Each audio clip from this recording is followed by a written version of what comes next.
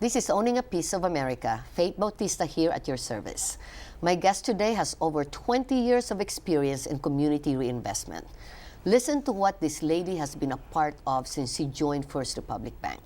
First Republic has built a low-income housing tax credit investment portfolio of $1.3 billion, which resulted in 70,000 affordable rental units nationwide. The bank has also funded $3.1 billion in community development loans throughout its footprints. Welcome the Senior Vice President and Head of Community Reinvestment of First Republic Bank, Rosanna Yuhan. Hello, Rosanna. Hi, Faith. Thanks for having me. So, First Republic has a well-earned reputation as one of the nation's fastest-growing and best-run banks for the wealthy. Could you please describe 3 or 4 recent initiatives that First Republic is engaged in that could highly benefit underserved communities, including California's 25 million minorities? Serving the underserved community has always been a part of our business plan, and very important part of our business plan. It's not only the right thing to do, it's also good business for First Republic. Let me give you 3 examples of how we're working with individuals and businesses in underserved communities. Okay. First, we're funding more home loans to low and moderate income individuals. One program that's particularly effective is our Eagle Community Home Loan Program. Since we launched the program in 2015, we've funded more than $100 million in home loans in mostly high minority neighborhoods. Second, over the last 5 years, we have originated more than 1,400 community development loans, totaling over $3.1 billion. These loans help to revitalize and stabilize underserved communities, and over 75% of those loans were located in high minority census tracts. And third, First Republic has committed more than $1.3 billion in low-income housing tax credit investments, which help to finance over 70,000 affordable rental units in our footprint. That's another way that we help to support affordable housing in our markets.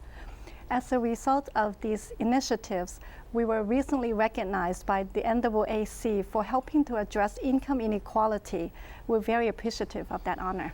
So, Rosanna, it's not really true then that First Republic is for the wealthy. That's not...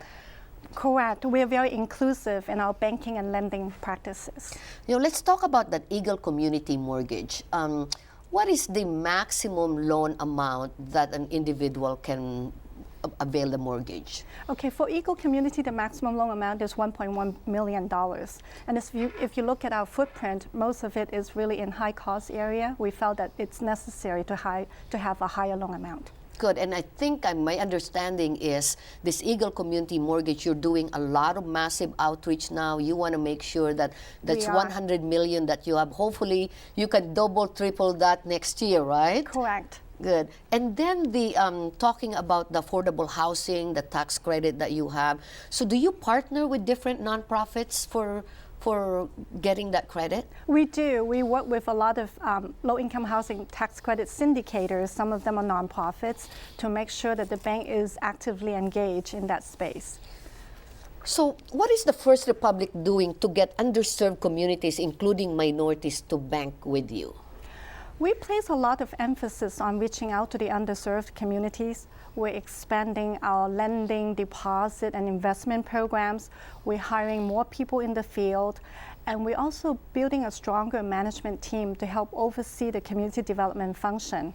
And what this means is that our team is out there every day connecting with the community and making sure that we're lending to them in a fair and responsible manner. And we're particularly pleased with the recent hiring of Lena Robinson from the Federal Reserve as our Director of Community Development. Lena is one of the most respected community development professionals in Northern California, where we have the vast majority of our operations.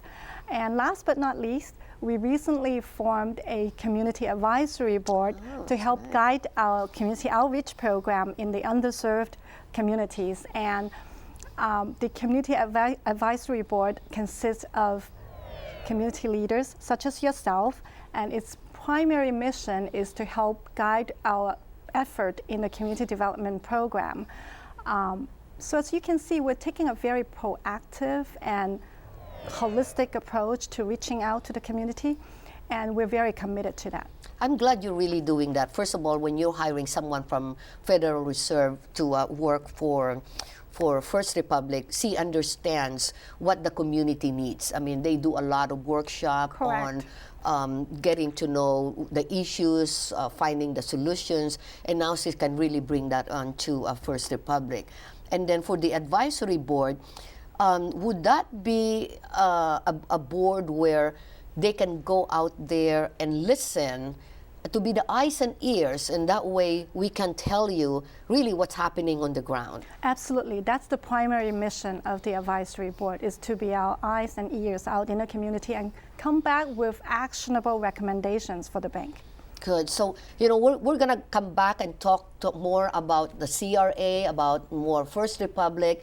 And again, First Republic is the bank for everyone. So when it's a classy bank, I love that the banks, every time you go there, it's beautiful, but it's a bank for everyone. So we'll be right back owning a piece of America.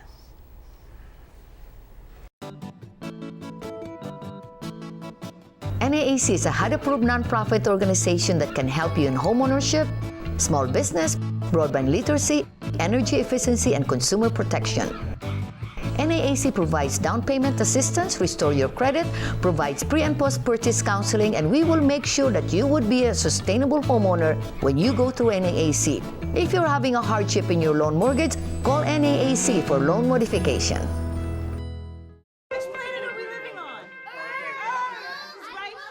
What do you think it would be like to teach?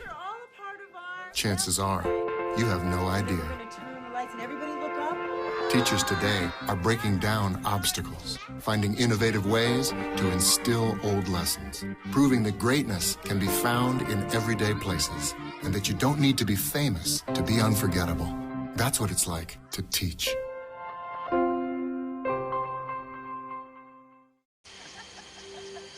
Places, everybody.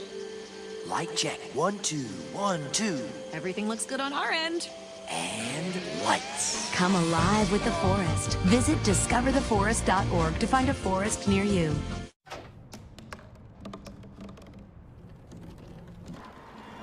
Everybody has a dream.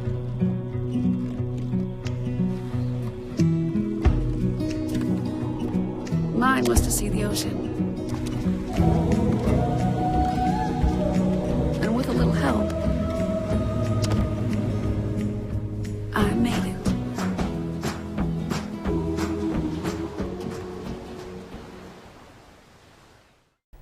Welcome back to Owning a Piece of America. We're back here again with Rizana Han with First Republic. Very few banks have effective or low-cost microbusiness and small business lending program. What is the First Republic doing to develop such programs, Rizana? Well, serving the small business community is a very important part of our community development program. In fact, in the first 6 months of 2016, about 28% of our small business loans were located in low to moderate income neighborhoods, and about 1/3 of the loans were located in high minority census tracts. We have a very good product offering in the small business area, and we encourage small business owners to come to visit our offices and talk to our business bankers. I know you have a slogan like, It's a privilege to serve you. oh, right, you're right. It's a privilege to serve you. And I Correct. also know First Republic is a really one-on-one, getting to know the customer Correct. first. So can you explain that to me? How does it really work? And does it really help that the customer knows their banker and is that effective? Yes, it is, and it's a very personal approach that we are taking to banking. And the customer, whether it's a deposit customer or a loan customer, they usually would have one point of contact with one banker. And whatever need they have, that's the person that they go to, who would know a lot about their financial situation and would know what would be best in their interest, how to best serve them. Isn't that hard? I mean, a $67 billion asset, a bank, I mean, you would really know who your customers are? We've been doing it for close to 30 years, and it's our business model, and we are very proud of it. Actually, ladies and gentlemen, we're partnering with First Republic on the community home mortgage, and she's right. Every customer that we referred to First Republic, they have to talk to every single one of them. So this is why I think I'm really encouraging also the viewers out there that are underbanked. What I'm talking about underbanked is you really don't do a full service bank. You don't really trust the bank. So I think banking with First Republic, you will have that sense of relationship, sense of ownership, that you really care about your customer. We do, and you absolutely capture it correctly. And then for the small business, Rosanna, it's very hard right now to get loans. How does your loan officer, and I know you're not the loan officer there, but in your opinion, how do they really guide them? And my point here is, so they will not be scared of going to a bank. I see. Well, we partner with a lot of nonprofit organizations such as yourself to reach out to the small business community. So from providing them with technical assistance to guiding them through their budgeting process and how to run their business, we're very dedicated to it. To the extent that we can help the small business owner, we always will. And to the extent that they're not ready for a loan from us, we'll refer them to our nonprofit partners. And then also, it's not just really the partnership. It's because from your CEO, Jim Herbert, top executives, including you, you have that passion in helping the people. You feel for them. You really know what's out there. So what's the most rewarding part of your job? There's so many of them, it's hard for me to pick one, but I love teaching kids about financial literacy. It's really exciting to see the light bulbs going off in their heads and knowing that what they're learning today could have a big impact on their financial lives 10, 15 years down the road. I'm starting to teach my kids about financial education, and they are having a great time. One challenge I do have, though, is that there aren't that many financial education materials out there in other languages. So as an immigrant myself, I think it's really important to understand the financial system as part of building a new life here in America. So I think there's a lot of room for improvement in that Well, as space. a successful woman, or you as a banker, what's really the best financial literacy? Because there's so much, you're right, from the FDIC, smart money, smart business, a lot of the banks have their own financial literacy. In your opinion, and giving them advice, what's the best one? I think it depends on the individual's needs. If they're looking for something very basic, just to understand the financial system, I think the FDIC Money Smart is a very good one to start with. And then when they're ready to buy a home or ready to start their own business, then they might want to move on to something that's more specialized and focused in those areas. So what's the most frustrating part of your job?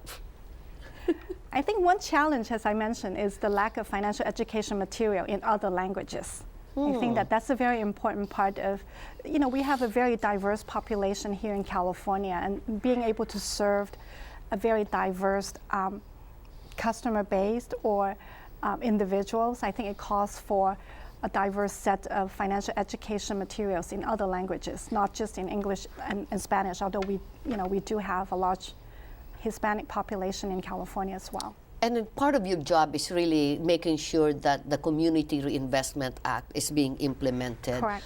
And First Republic is committed to be outstanding for that, to be the best. Can you just share, in one thing, why would I bank with First Republic?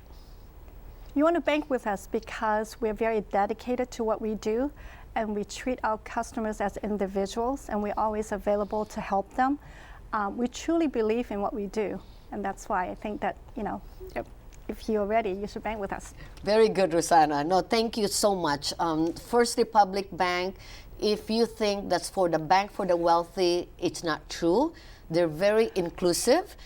Like all the investment that they have done in a community, it just shows you that First Republic is the bank for California. Thank you again, Rosanna, for being our guest tonight. Sure. And thank you to the watching Owning a Piece of America. My name is Faith Bautista. Owning a Piece of America presents Lifestyle with Asian Journal. I'm sitting beside a lady who probably has one of the coolest jobs in the planet.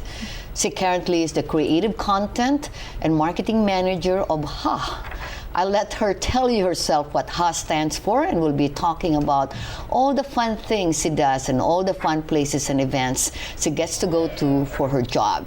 This lady is named Kelsey Ferrer.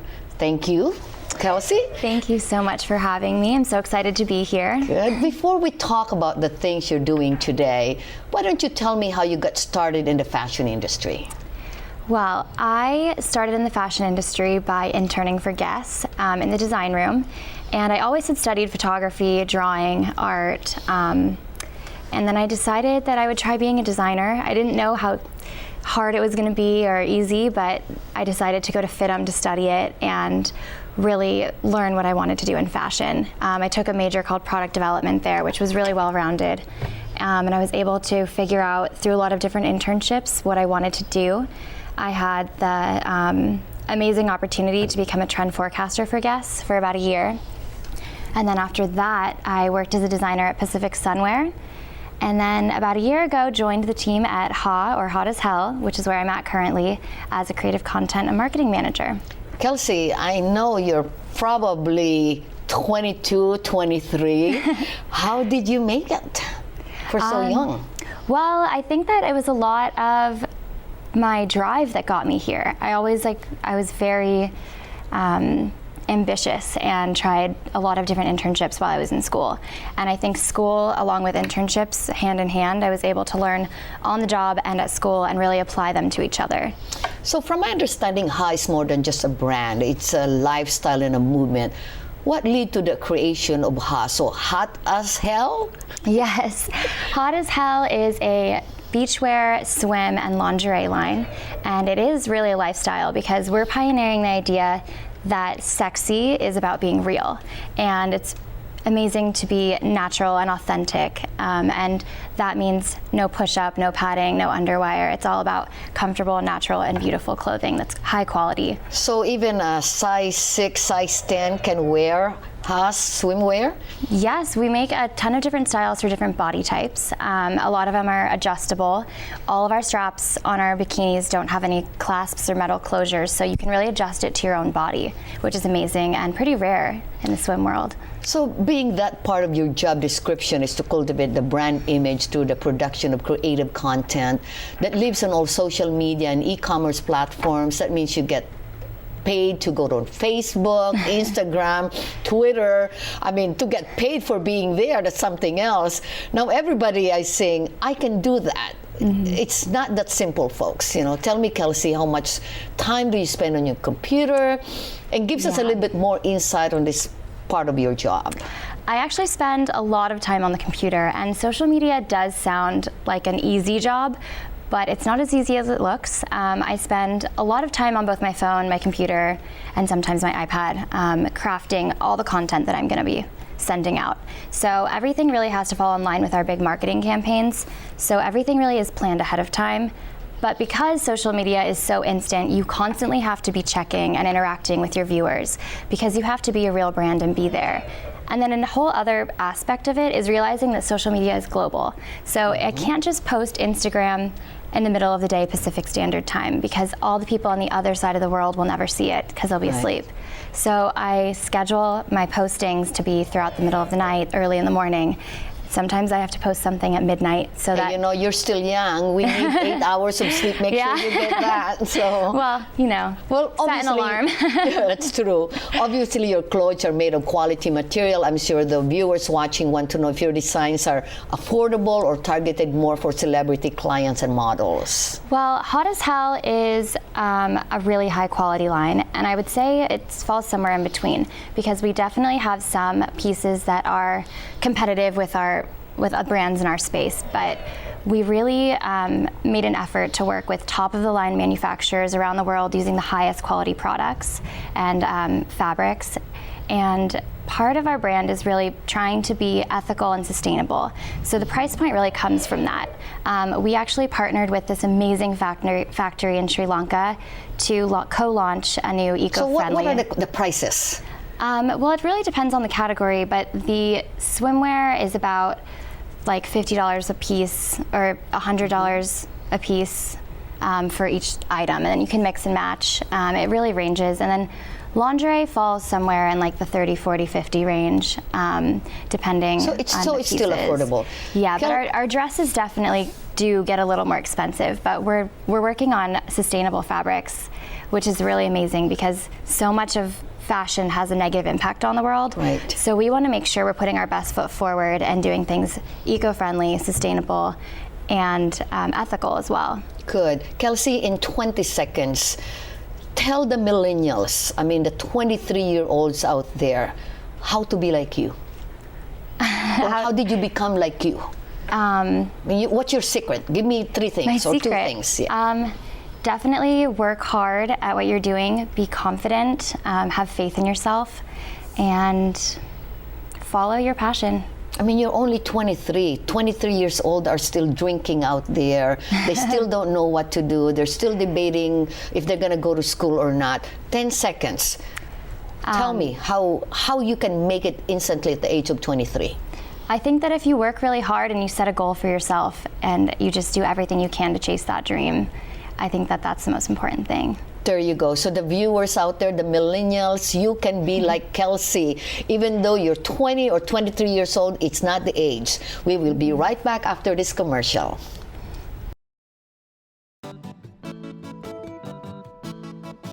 NAAC is a HUD-approved nonprofit organization that can help you in homeownership, small business, broadband literacy, energy efficiency, and consumer protection.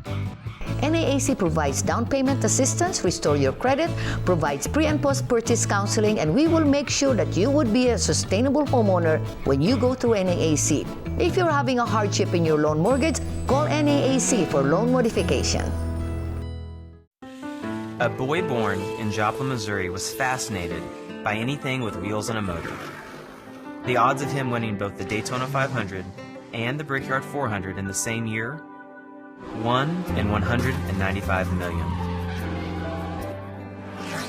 The odds of the child being diagnosed with autism, 1 in 68. I'm Jamie McMurray, and my niece has autism. Learn more at autismspeaks.org/signs.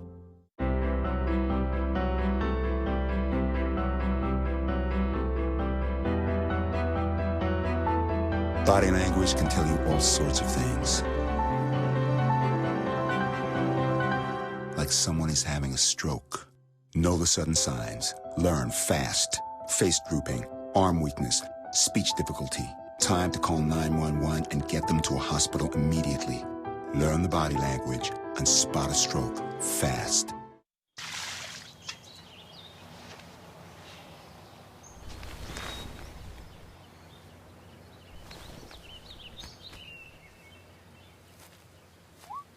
Smokey just gave me a bear hug.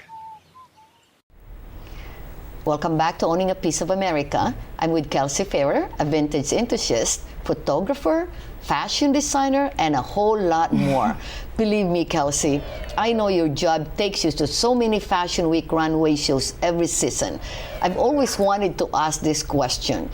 Why don't runway models ever smile? Are they directed to do that? If so, why? You know what? That's a really funny question. It's a good question because I'm not really sure why that's become the norm. I've actually produced a couple runway shows myself now, one for Guess and one for Hot as Hell. And when we did Miami Swim Week, we wanted to be different. So we told the girls to embrace what they've got and have fun on the runway. And I think that that was a really cool experience for them to be able to do that. We played a rock and roll playlist and had them just walk with confidence and attitude, and it was really fun.